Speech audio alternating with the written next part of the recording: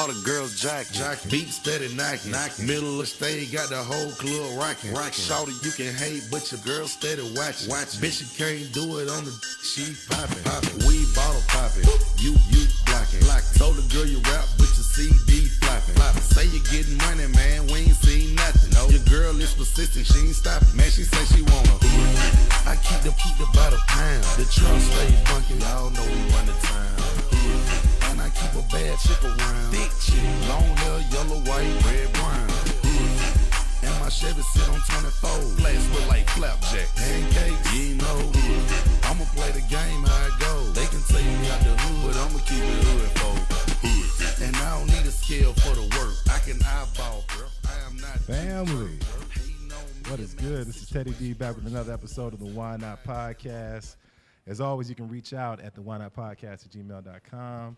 Thank you for all of the love and reviews that we've been getting on iTunes, Stitcher Radio, iHeartRadio, Google Play. The list goes on. We appreciate the love. We see you, and we will be sure to acknowledge you. So, listen, today is a show where I got to say, I don't say this often, but I may be the least accomplished gentleman at the table, right? I brought you a couple of familiar guests along with some new friends to the Why Not Podcast because I want to profile a little bit of a different type of excellence today, right? So you hear us refer to the academic world a lot in a more abstract way. We want you to go to college. We want you to get a degree, do well, this and that. Well, a lot of times the devil is in the details. And one of the things that I would have loved to have when I was in college is a group of accomplished brothers that look like me that can help me make it all the way through and avoid some of the pitfalls that I came into. So I want to introduce you to 5 brothers that are doing just that. And today they even had a wonderful event at IUS campus where they were there to help the incoming freshmen, and hopefully they dropped some jewels, and we'll get into it in a second. So starting with, at this point, I feel like he's trying to push me out of my own show. This brother's been on here at least, 4 or 5 times at this point. I don't know if I owe him some money. That's why he keeps on pushing me. I don't know. But as I always say, he is the next generation as far as the leadership here in Louisville and wherever he decides to go. My brother, and he has a decent post game too, young Baron Darden. What's going on with you, brother? What's good, man? I appreciate you having me back. Yes, post sir. game is impeccable. Yeah, well, you say that. It's impeccable. You say that, but then I post you up and those baby hands ain't got. Sorry, so next up, we got another brother making his return. He was in the meeting of the minds. Yet another partner that we hoop with, but he is also accomplished in his field.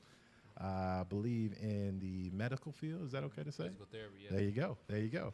None other than Mr. Keyon. What's going on with you, brother? Hey, what's up, man? I'm blessed to be here. Thanks for having us. Absolutely. And now we have 3 new guests. So I'm going to introduce you a little bit different. I remember everyone's names, but I want to make sure that I get you in the right field. So don't feel slighted if I don't say, hey, so-and-so. So I remember that the spokesperson of the day may be none other than the next brother I'm going to introduce, now residing in the state of Georgia. Yes. If I'm correct, and apparently he's got some skills on the mic, is what he was saying. I mean, he can drop some 18s and hit you with the book knowledge. Corey, what's going on with you, sir? Oh, man, I'm just happy to be here. Yeah. I'm just happy to be on your show, and I love what you're doing. Hey, man, I appreciate you, brother. Appreciate you. So next we will go to my left. Right now, are you a Louisville native as well? Yes. It's important. Yeah. I call Louisville my home. All right. Okay. Nice.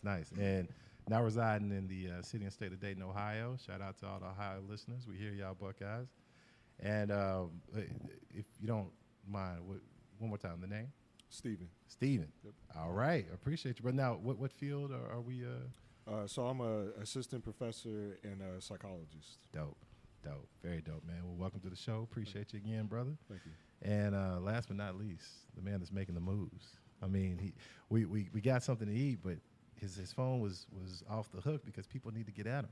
They need to talk to him, make things happen, right? If you don't mind, can you give an intro, the name, and the field we're in, sir? Yeah, so thank you for having me and having a team here. It's Jeremy, and I am a pharmacist. Outstanding. Legal? Legal. Okay, that's important. Legal and That's important. licensed. Legal and licensed. All right, that's important to point out. I like that, man. So I alluded to the program that you brothers are doing, which I told you all before that we started recording, which I think is just incredible. It's finding where you have a hole somewhere where a need isn't being met, and you going directly to that need and trying to fill it and help out any way that you can. So feel free, anybody who wants to take it, to explain a little bit about the program and how the listeners can support and help. How would that go? Absolutely. So we consider ourselves to be brothers to doctors.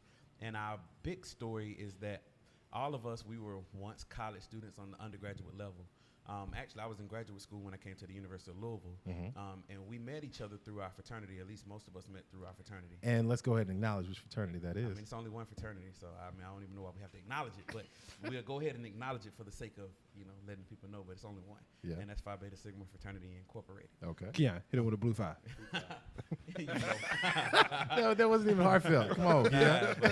No, we're trying to keep it professional, so Right. but That's catch right. us on the right day, we'll give you a good blue 5, and But we all met as fraternity brothers, and we were sitting down. I was in graduate school. The three of them were in undergrad, and we all said we wanted to be doctors one day. And while we were sitting at that table, we said, okay, we're gonna all meet back years later, and we're gonna all be doctors and have lunch. Yeah. And before the age of 30, I think that's the important thing. And all of us were able to accomplish that before the age of 30. How about that? And so now what we do is we go around and we try to inspire through just exposure. We have a lot of young people, especially people of color, who do not see people who look like us, and at our age at the same time, because they think of people with doctorate degrees that they are all 50, 60, 70, 80 years old. Right. When, we have a few, 125 when he got his. I think you were 26 maybe. 26. Yeah, I was 28, and I'm 28. Yeah, 28 when he finished his, and so we trying to inspire, say that we didn't come from the best backgrounds, but we were able to do what we needed to do to push and accomplish these levels of education. How about that? I love it. I love it. And Steven, you can take this one, man. One of the things that always blows me away when I see brothers and people as accomplished as you guys is, seeing the journey. My sister is a dentist, right? So doctor of dentistry, and I saw the struggle that she had to go through in order to achieve that goal. And one, I was just amazed by the perseverance, but I think there's a lot of details in that struggle that people don't think about a lot of times. So whether it's deciding which school to go to finish your education, or just some of the social interactions, whatever it is, what are some of the things that you think are least talked about that are important to keep in mind for anybody that's interested in pursuing the type of degrees you guys have? Sure. I think specifically for black folks, especially black males, I think one of the things that we struggle with is the imposter syndrome. So as it currently stands, black males consist of about 1% or less than 1% of all of our degrees and all of our doctorate degrees.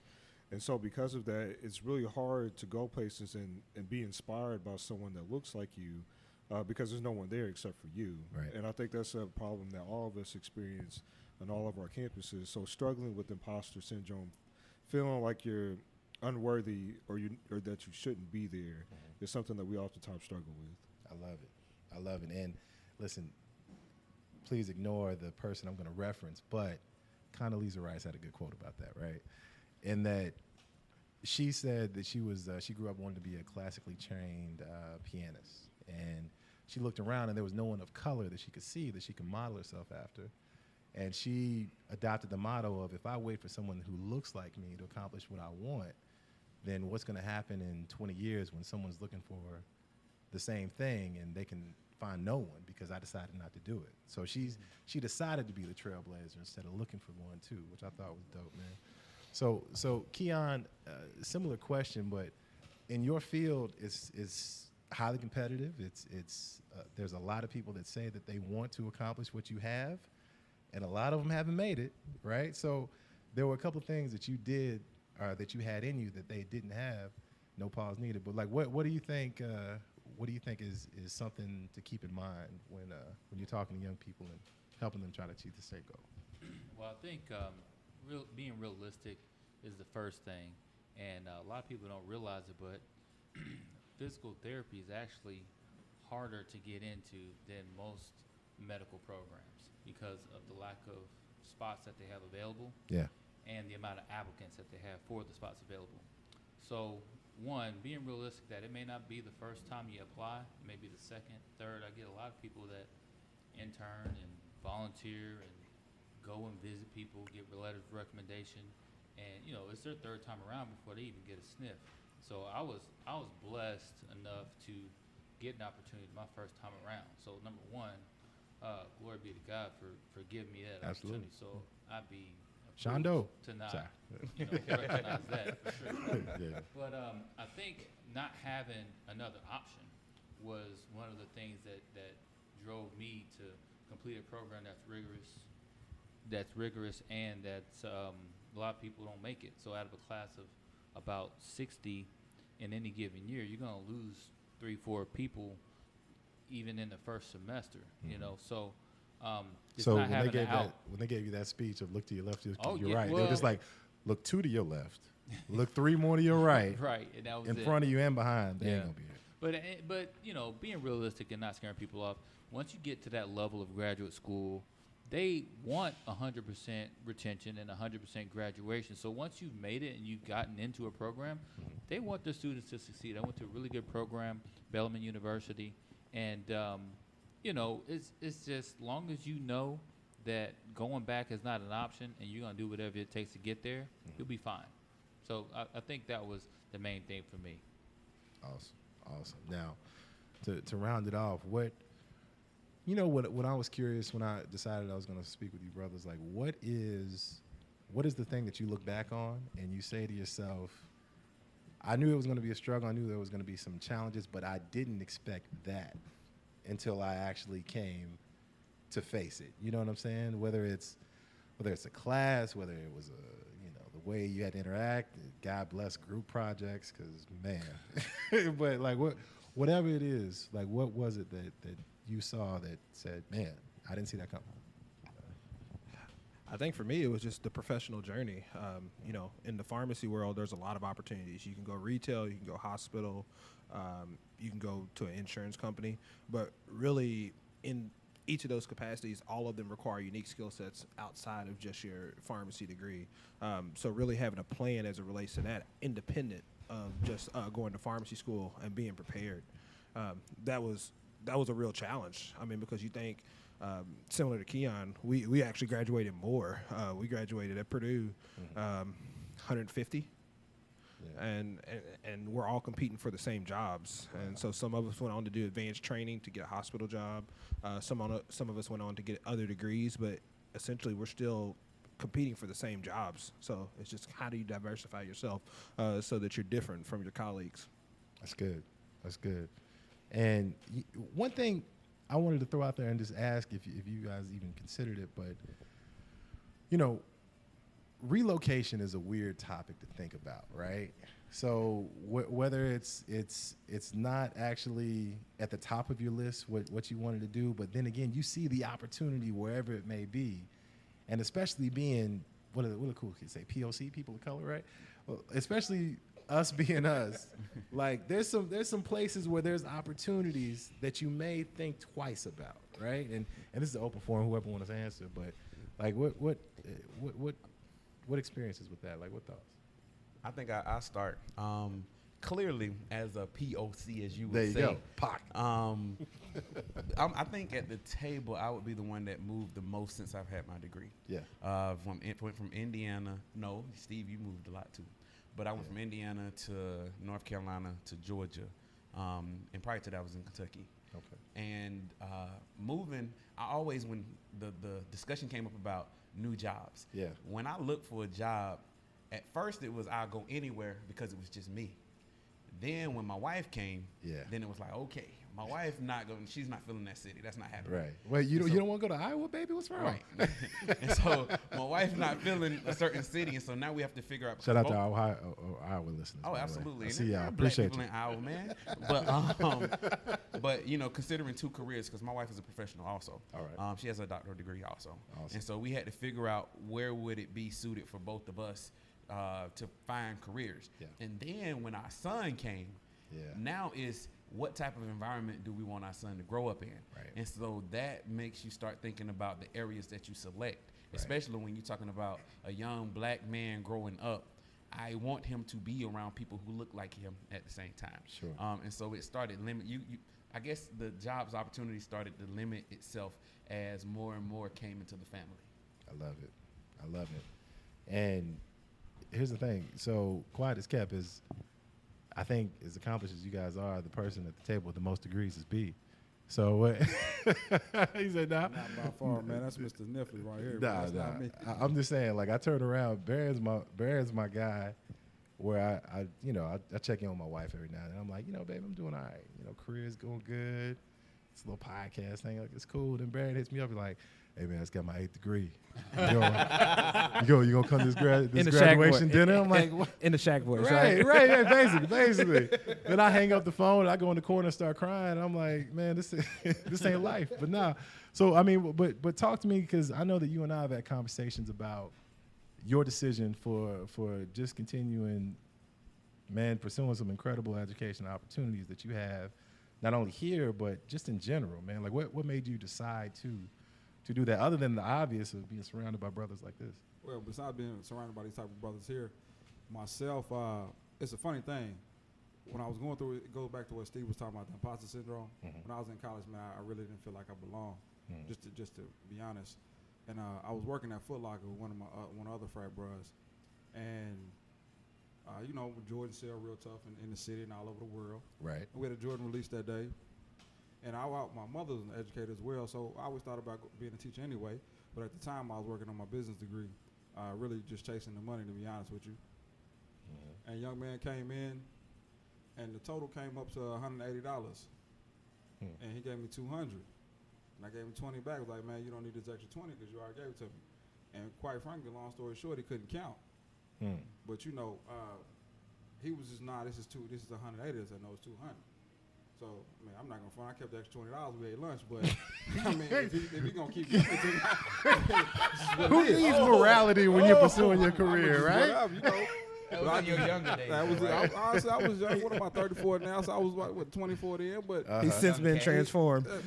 Honestly, to be honest with you, if somebody do it now, I might think about that. Man, I looked at that, and it was just a young black male. And I'm like, man, you understand that you can't count? He's like, no, I can count it. And just went on and on, man. I just, from that point forward, I've always told myself I'm going to go back to education. Yeah. And, look at it and see that, what, our young brothers need, some people with positive role models who are going to be there, who are going to show them the right way and not try to cheat them, not trying to get over. Even though I did take that 20. We was hungry that day. Yeah, well, you've grown from tough that. Lesson learned. I mean, this is what it is. But, that's right. I mean, when you look at it and see that, man, that's one of the reasons why I'm pursuing what I'm pursuing. And also being an employee of Jefferson County Public Schools, I see that the leadership is not a lot of leadership, of males of color there. Yeah. So, and you are, as far as JCPS, like, you're kind of a unicorn. Yeah, like, that's what it is. And shout out to our partner we play ball with too. Yeah, most definitely. And I'm trying to move up, man, and show our young brothers that we can do more. And don't get me wrong, I don't knock it because I love our athletes, I love our entertainers. But we can be more, we can do more. Right. And we're not just used, for our bodies and our athletic ability. Right. We can actually do something when it comes to our minds. Right. So that's what I'm trying to show this for my brothers around me, and for my kids that are coming up and looking at me every day. I love it, man. Go ahead. Oh no, I was just playing. Don't worry about it. So listen, strong start with these brothers. As I said one more time, the name of the organization is? It's Brothers to Doctors. Okay. And is there a contact? Everything will be on brotherstodoctors.com. I love it. Spelled the exact way, the real word brothers. Right. T-O. Doctors with an S on it.com. I love it. And as of today, we'll talk about it when we have the intro to the show. But shout out to who's hosting us today. Right across the bridge over in New Albany. Big Four Burgers. We have all had a great meal. Yeah. Can we? I said New Albany. Yeah, well, they have a location in New Albany. Although we're here in Jeffersonville. My apologies. So they're great. There's plenty of space if you have an event that you want to host. They have a whole 3rd floor, 2nd floor. So feel free to come in and tell them that we sent you. You won't get a discount, but they'll be like, cool, that's what's up. So here's the price. So if anything, just wait for us. We appreciate y'all joining us. And just get at us after the break. Here we go. Son of the morning, I'm gonna chase you out of earth. Na na na na na na. Come on, ooh, and that's a Romeo. Revolution. I'm gonna put on an iron shirt and chase Satan out of earth. I'm gonna put on an iron shirt and chase the devil out of earth.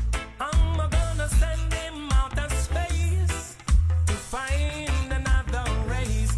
I'm gonna send him out of space to find another race. Hey.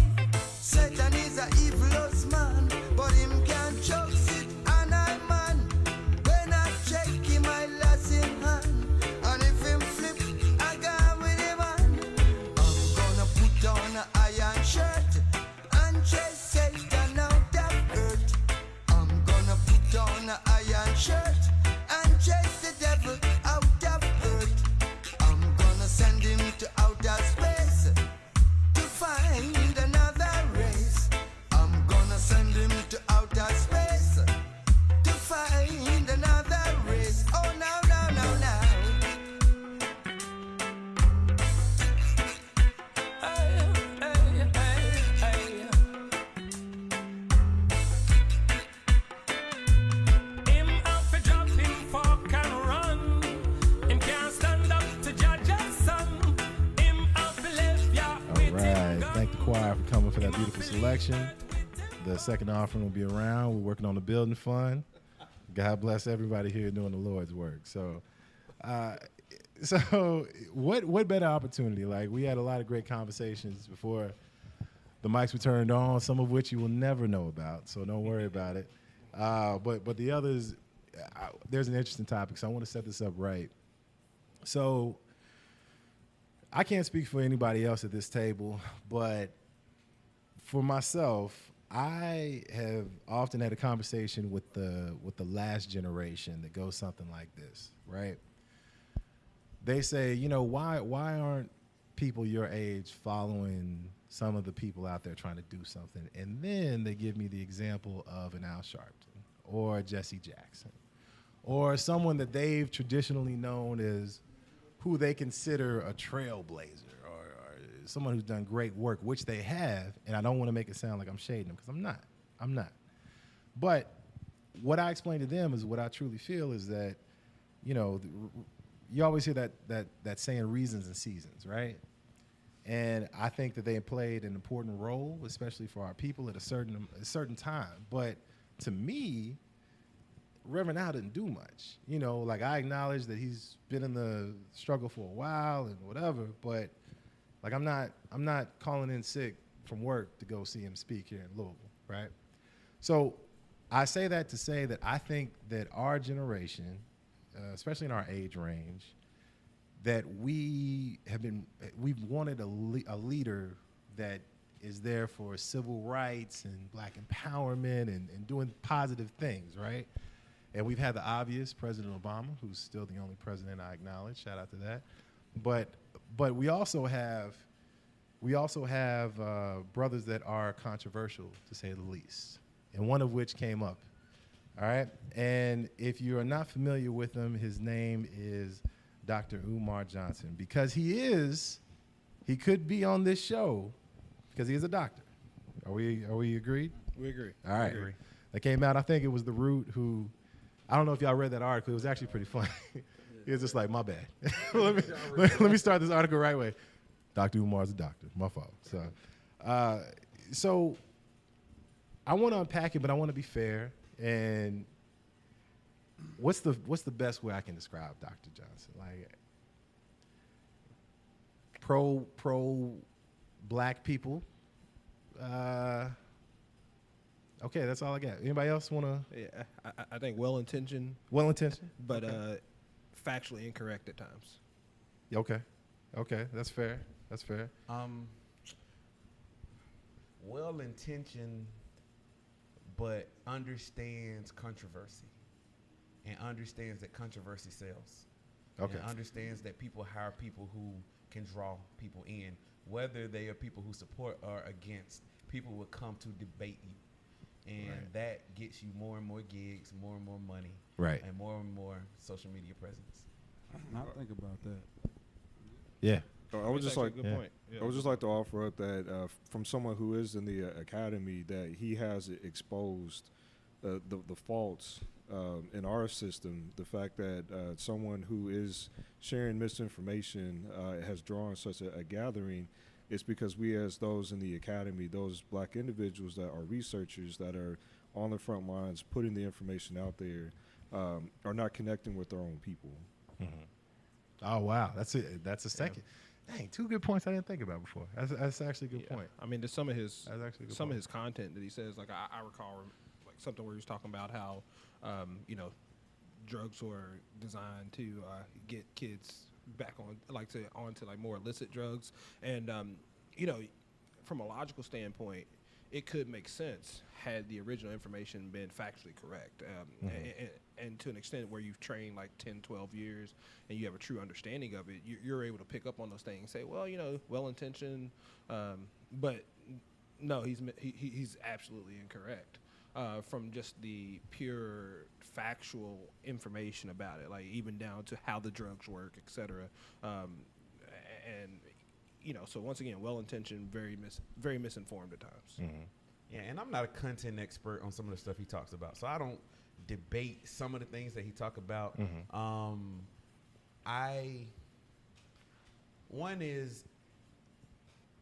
losing my thought because I know what I want to say. Well, while you getting together, let me just say this, so no one listening can write, because y'all on it. I get it. Y'all have heard my comments on Dr. Umar Johnson before. Not the top of my Christmas list. My politics typically don't align with what he says 9 times out of 10. And I think the comments that he's said about homosexuals, the way that he's explained people who have interracial relationships and marriage, okay, yeah, let's be honest. Like if we were outside, I didn't know he was a doctor. At a certain point, I'd be like, you need to step outside. Like we need to talk, really, because I feel like there's a million things that we can unpack for why he's so popular and why people are into him. And that's a great point that you made, is that I'm not an expert on a lot of things that he says, so I can't tell you the statistics that he's throwing out, whether they're right or wrong. But it's the same complaint that I have when I go to church and I hear a pastor say something like I heard at I'll even shout out the church. I was listening to Westport Road Baptist Church. They have a podcast. And I was just like, I need a little Jesus today. Let me see what they're talking about. And he had a statistic where he was explaining the way that the guy who played Draco Malfoy from Harry Potter, he was making the point that, Voldemort wasn't a bad guy. He was just misunderstood. He was just trying to do the best that he could. So the pastor used that as a segue. First off, he pronounced Voldemort's name wrong, which is a problem all in itself. Apparently, he hasn't read any of the books like I have.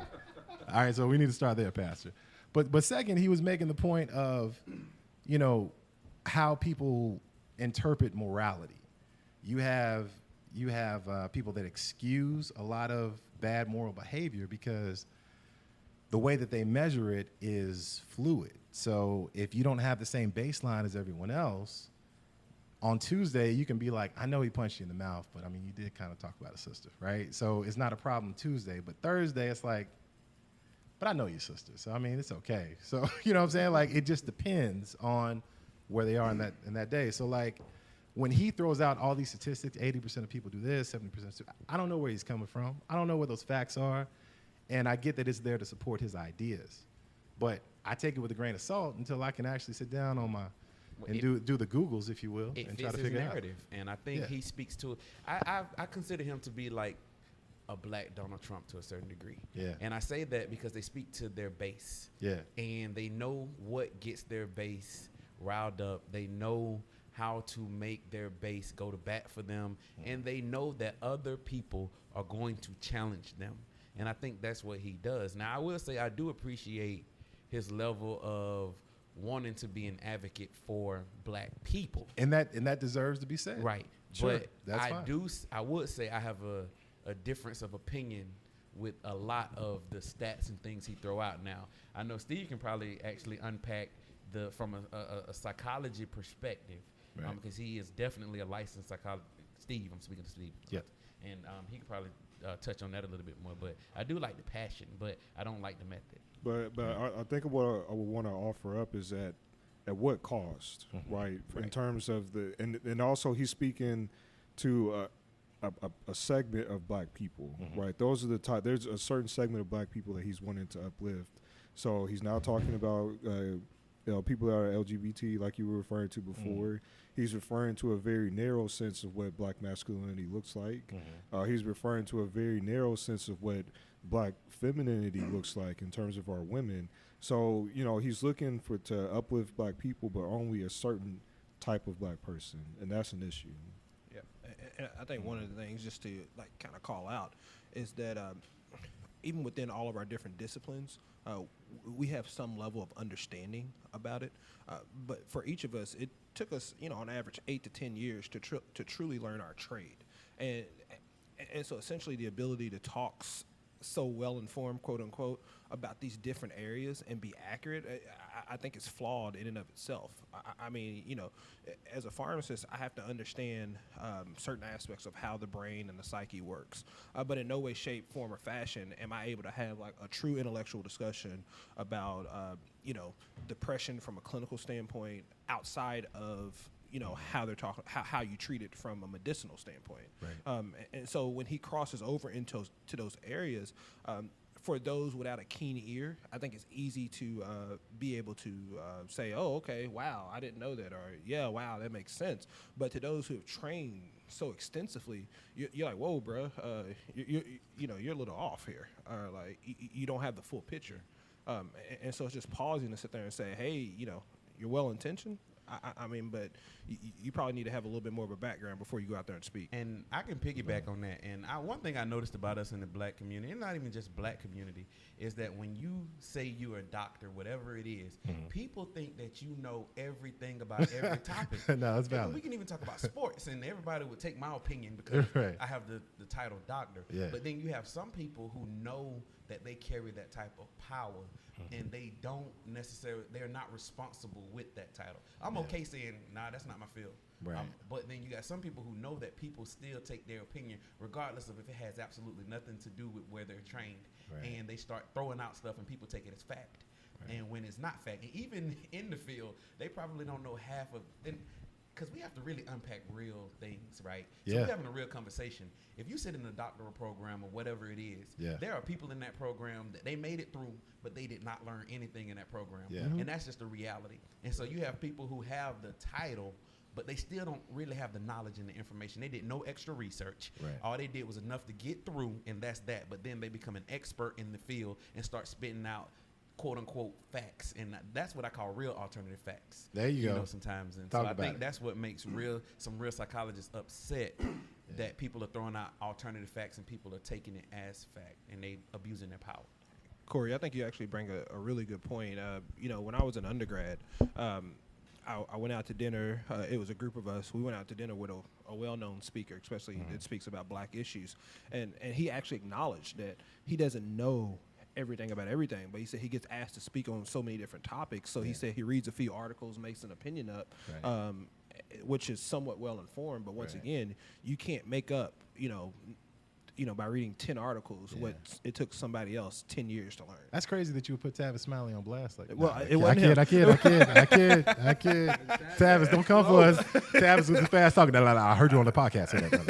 I'm playing, bro. I'm playing. Nah, that's valid. That's valid. So once again, just bring it full circle. You're saying that Dr. Umar Johnson is like Voldemort.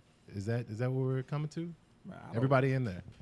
It was a joke, guys. Everybody's looking real serious right now.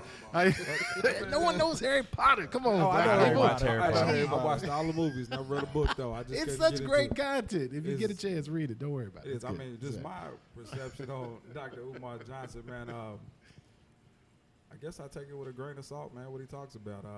I tried my hardest to, I tried to give him benefit of doubt. Right. And don't get me wrong, I'm not knocking the brother or whatever, but But let me knock him. I guess a couple weeks ago I was watching Roland Martin, man, News One. He was on there, and I think this is what really tipped it over for me. He was saying that black men Yeah. have a hard time getting his respect if they marry outside their race. Yeah. And that's really what got me. And I think, That's a whole nother topic. and I think that's really what tuned me off. And the reason why I say that is in my family, I have, you know what I'm saying, a sister-in-law who's of another race. Who doesn't? But here's the thing. I looked at it like this. So if you have a following and you tell your following it's hard for you to get, for black men to get respect outside their race, if they're married outside their race, then I feel you're starting to create a divide within your race. Right. Because you have other brothers, so starting to look at other people like that. So, for example, Steve, who was married to a white woman, and I say, Steve, well, he's not, but I'm just saying. I'm just saying. If he was, just for an example, he's not. He's married to a beautiful black queen. Yeah, But if yeah. he wasn't, if he's married to a white woman, Yeah. and I tell, Keyon, he's my follower, whatever, and Jeremy, everybody at this table, Yeah. have a hard time giving my respect, Yeah. then they start looking at a different way too. Yeah. It creates further divide, I feel, within inside your race.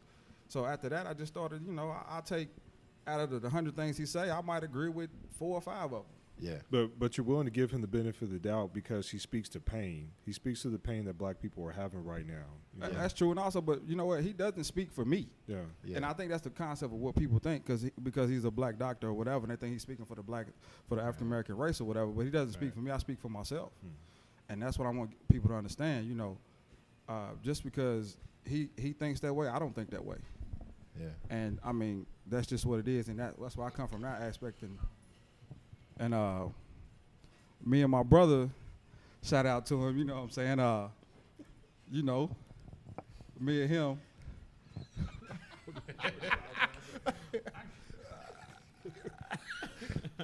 But shout out, me and him, we went back and forth. And one day, Dr. Umar Johnson came to the city of Louisville. He was like, "Hey, B, I got his tickets." Right. I was like, "What you do that for?" Shout out to Lionel, who's still a bum, by the way. Shout out to my brother Lionel. Yeah, he should have been on Meeting of the Minds. He had quick backstory. He had us switch the date for Meeting of the Minds. It was just like, all right, Lionel, we'll move it back 2 weeks. And then he didn't show up. You're a bum, sir. You. All right. But he was like, "B, I got his tickets." I was like, "For what?" He was like, "Because we're going to see him." "No, you can go see him. I'm not going to see him."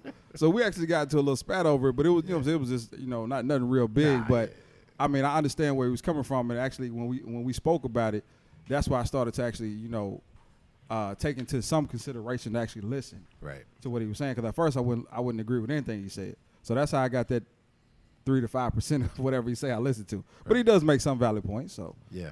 And so for me, it's all about how genuine you are too. And Yeah. so content, we already addressed that in nature. But sometimes I don't believe what I call his ministry. Okay. And the reason is because I do a lot of research on people, and I saw where he was into these debates with these other pro-black individuals, and they were going back and forth.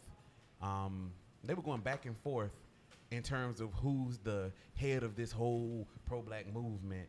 And it was literally these 3 guys tearing each other down. Yeah. And so I can't process that you were really for the black cause if Right. you are doing what you're telling us we shouldn't be doing. Right. And we should be uplifting each other. But y'all are literally sitting here trying to tear each other down to call yourself the leader of this whole It was like a Twitter pro-black. beef. It was crazy. Did you see it? Yeah, I mean, I it was did. crazy Yeah. in the point. And then I look at myself as, I don't necessarily say I'm a leader of the black movement, but I know what I'm out here trying to do. Right. I'm not broadcast everywhere with what I'm trying to do, but I know how genuine I am with my people when I get around my people. And I'm looking for people who are trying to work with me and not trying to say, I'm going to use you to build myself up, tear you down. And I feel like that's what they were doing. And so I don't see it as being genuine.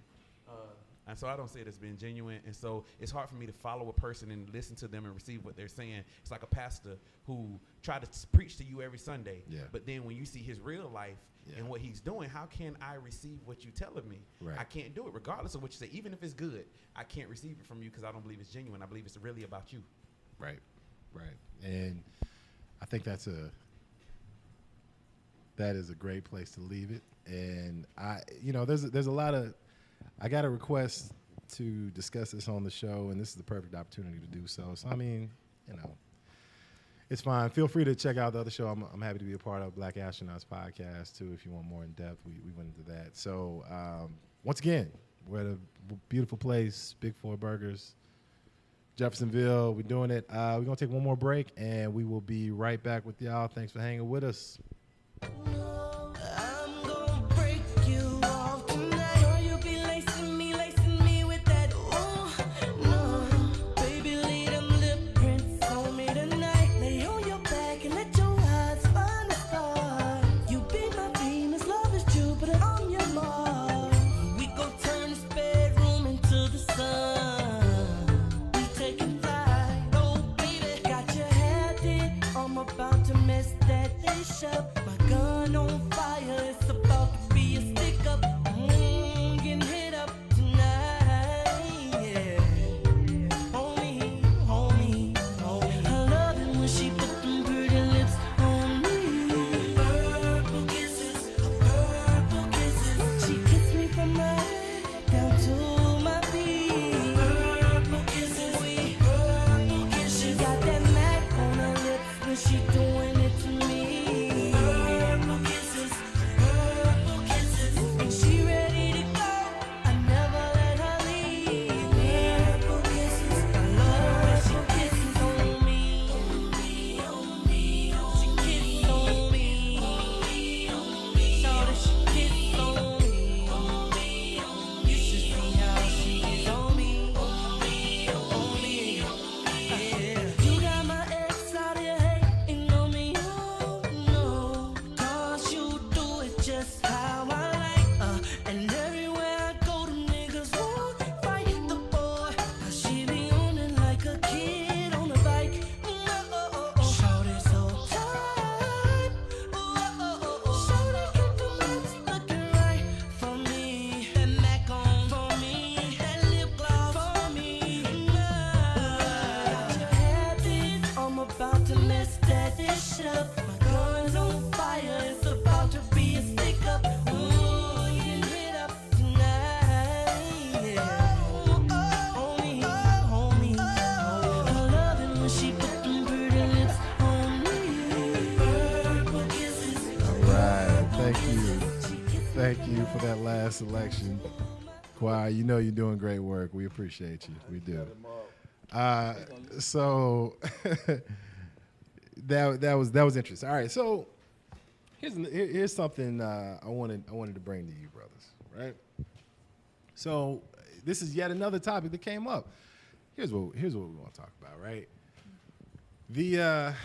And we've alluded to it before, but can I just acknowledge first that as a black man, apparently they tell me I am one,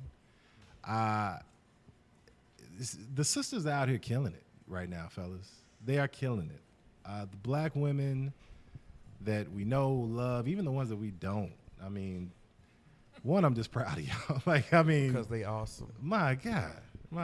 Like, and so there's a lot that goes into all of you having elevated platforms, I would imagine, right? And part of that is not only how you're viewed professionally, but how you're viewed in our community. And way back in the day, when y'all, were single, unattached, wouldn't hurt if you introduce yourself. I'm like, hey, I'm Dr. So-and-so, right?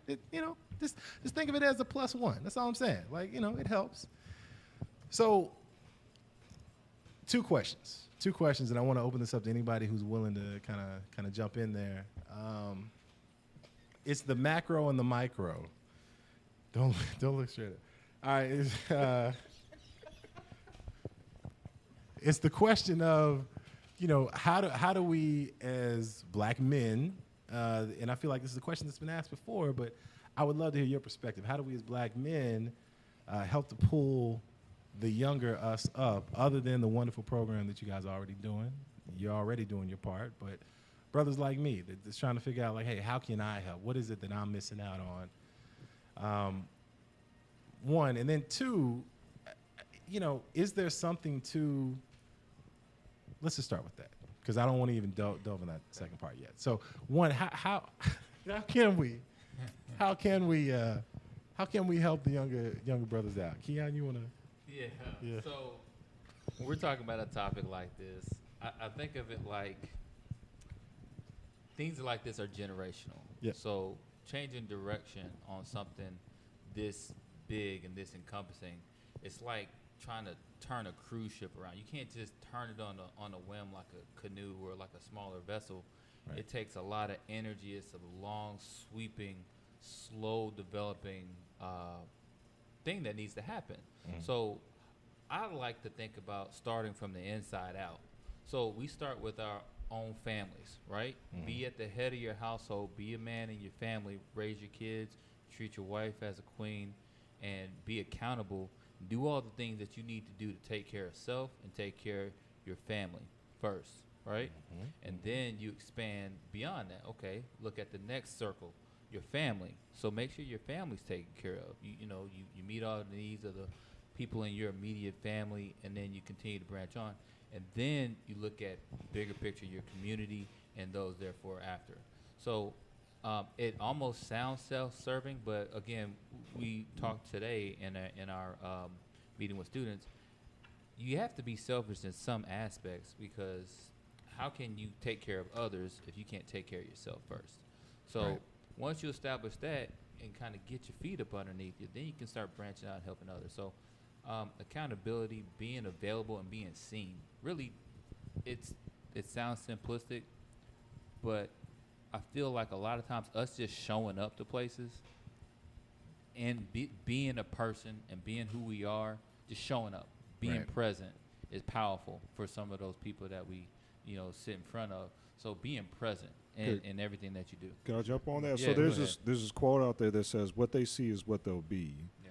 What they see is what they'll be. Like I think about for myself, when I didn't see my first black doctor of any type until I was a junior in college. Wow. Junior in college. And like I think, a lot of us have similar stories around here. And, here we are, there's at least 4 of us just in this space. That almost never happens. And so the students that we were interacting with today, they won't have that same story. They will at least be able to say that I engaged and saw from my own eyes, black males that were doctors. And I think just that exposure piece is so important.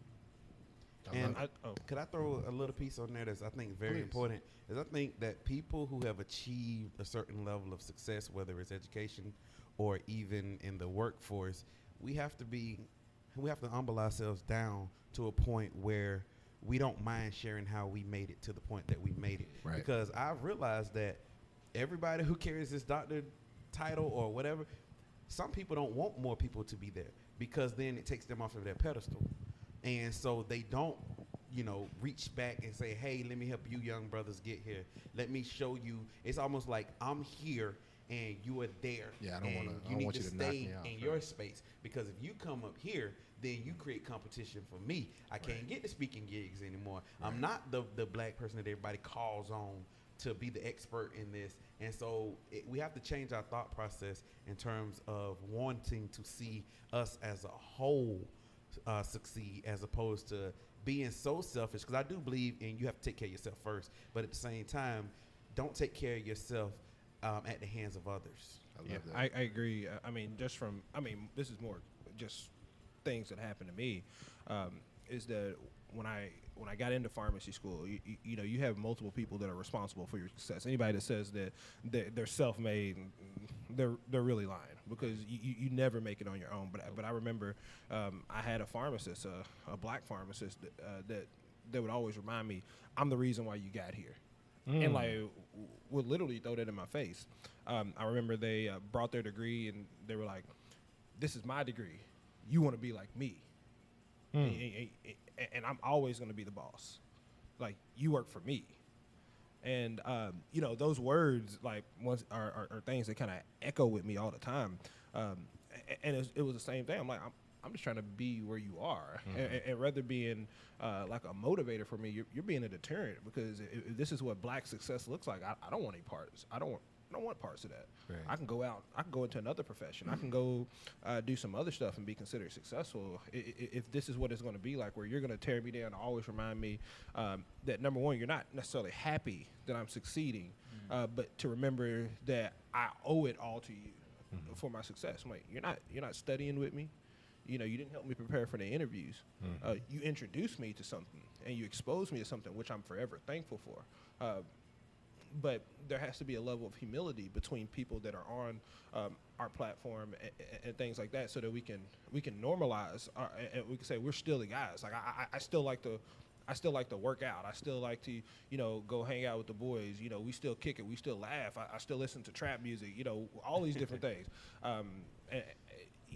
Just because of a degree does not necessarily mean that I'm different. I'm still part of the normal.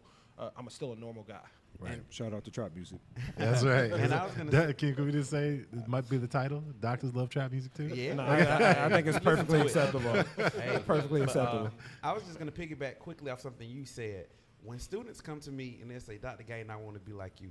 First thing, literally, it's like clockwork. I say, don't be like me, be better than me. Better, yeah. And that's me telling them that you have what it takes to get there and go beyond. Right. Because I want you to strive to be better than me. Because then the next student is going to come to you when better you than make you. it, and you're going to say, be better than me. Right. And that's how we began as opposed, because I felt like the guy he was talking about was literally saying, I don't want you to be as good as me. Yeah. And matter of fact, you owe it to me, that you even in here. And that's not.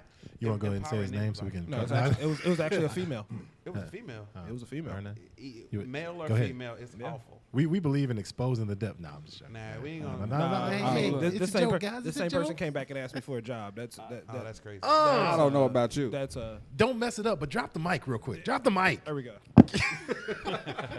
I don't know about him, but I want people to be like me. Now let me stop. I'm just messing. I mean, hey, bro. See, you can't drop the Here's mic. the You thing. can't have a bar and not have it on the mic. You say, "What's that hey. big and black?" All right, just Hey. want to. All right, go ahead. I'm the coolest fat guy you ever meet in your life. Nah, 200 shout out- pounds, blood. shout I'm out to one of B. those. Shout out Do to you B. not see B's me the at the homie. table? That's what I'm saying. All right. Big guys unite right there. B's Y'all the know homie. about that. I can't lie. But I think for me, education was a real key. Yeah. My mother taught me that.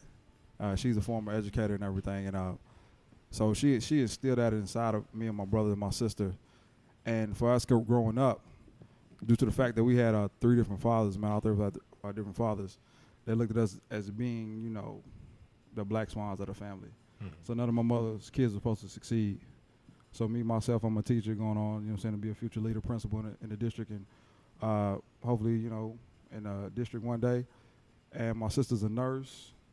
My brother is doing his thing in the college education field right now. Yeah. So, I mean, for us not 3 for 3. That's yeah, a I hell mean, of a- we're hell doing of a something mark. big right now, you Yeah. know, but education was the key, man. And I look around, and I sit with these gentlemen right now, they got the brothers for doctors and everything, and, I haven't received my doctorate degree just yet, but, hanging around them and everything, and after I finish this degree I'm working on now, I think I'm, probably about 70% I'm going to go, and if I keep having brothers like Jeremy push me every day and tell me you might as well go ahead and get it, man, you just get it. And my other brothers, shout out to Keyon and everybody, Corey and Steve.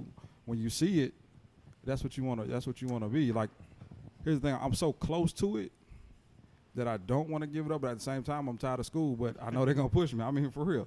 Yeah. And shout out to my boy Joe. We call him Joe Pedia. Joe Pedia. Joe Pedia. You know Joe White well on the show. What Yeah, up, he's homie? been on here multiple times. Yeah. And he stressed it as well. So I think education was the key for me, and giving back. That was the only way I knew how to give back to my community, is go back and educate our young black brothers and educate our people in the school system. So that's what it is for me. Man, I love that. I love that, and that's awesome. So I just wanted to end it by saying, one off top, I'm proud of y'all, man. Like, y'all are doing great. Y'all are doing great work, and education aside, just I love what you're doing. I love what you're doing. So, is it giving anything that I can do or anybody else can? We'll be happy to help. Don't look at me. And just continue to just helping us all uplift one another. That's the ultimate goal. So if you want anybody to contact you, one more time, give us the website. It's brothers2doctors.com. Awesome. And you see our Instagram page, and you have the opportunity to contact us on there. All right. And any closing remarks? Anybody? Dr. Steve? Well, just thank you for having us on the show. Yeah. Thank you. Dr. Cora? Oh, yeah, same thing, man. We just appreciate the platform. All right. Dr. Keyon? Hey, always a pleasure working with you, Teddy. All right. You the man. All right. Future Dr. Barron?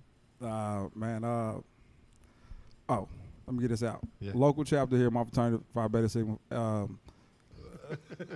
Episode gonna be out before August 12th, right? Yeah. Okay, so look, we're having a backpack giveaway that day. Okay. August 12th, 9 a.m. at Heavenly Cuts Barbershop, 3400 Cane Run Road. Nice. So come out, get backpacks. So if you want to donate, just hit up the Why Not Podcast. Teddy will hit me up, and we'll get it all together. Will do. And end us off, Dr. John. Just appreciate you, man. And appreciate what you're doing. Absolutely. So great job, brothers. We'll go ahead and end it as always. Feel free to reach out. Take a listen to the Black Astronauts podcast. Right now we're going to a fundraiser. Check us out on patreon.com/Black Astronauts. We're going to be in Atlanta first week in September at Dragon Con. We're going to have some events. Come out, get some autographs. Not from us, but from famous people. And, have some good time, right? So we appreciate everybody. Until then, family, peace. I'll get you out of my head. Maybe I'll forget all the things you said. Lies on your lips, but there's love in your eyes. Maybe I'll forget you some other time.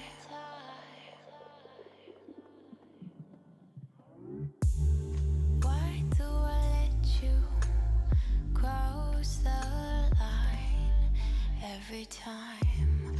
Why do I stay if I know you're not mine? Right on your skin.